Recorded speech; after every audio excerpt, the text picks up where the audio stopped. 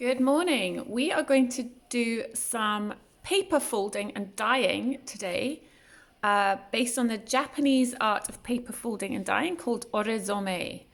What you need, I'm going to show you what you need first. So you need to have some colors. You can either use food coloring, which works really well. That's very easy to buy and not expensive. And I have chosen the three primary colors, so red, yellow and blue.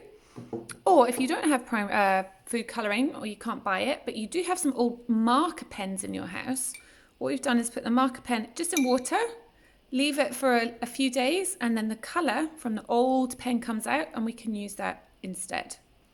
Or as well if you want different colours.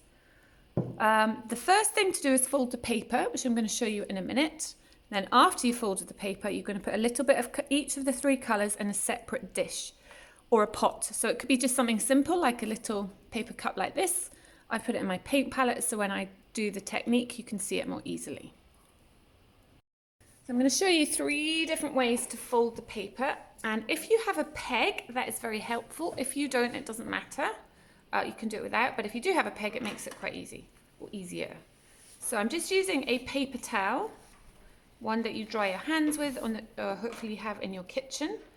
Again, you can buy these really cheaply from the supermarket.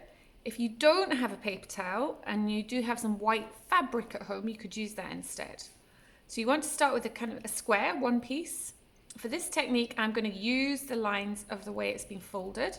So I'm going to fold it backwards and forwards. So I'm going to go fold it that way, then that way, then that way. So it's kind of like a fan using those four folds.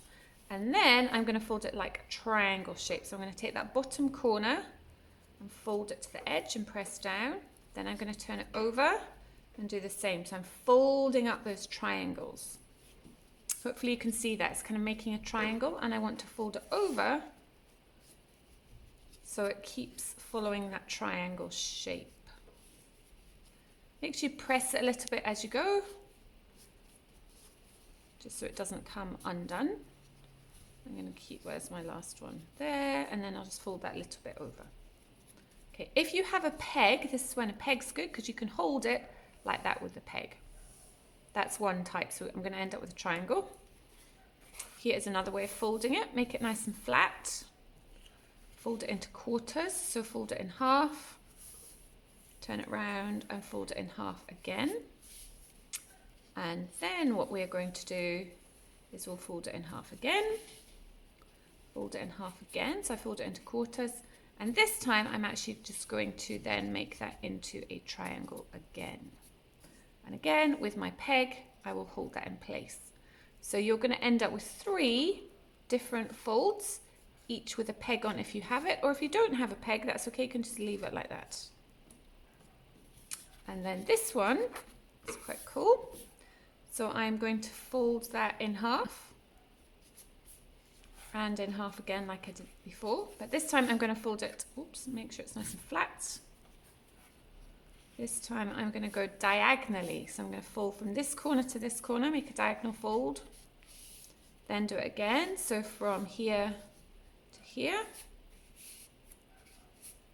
and then I think I'm just going to fold it in half. So this one's a bit more unusual, it's not so even, and again I'm going to get my peg if I have one and hold it like that.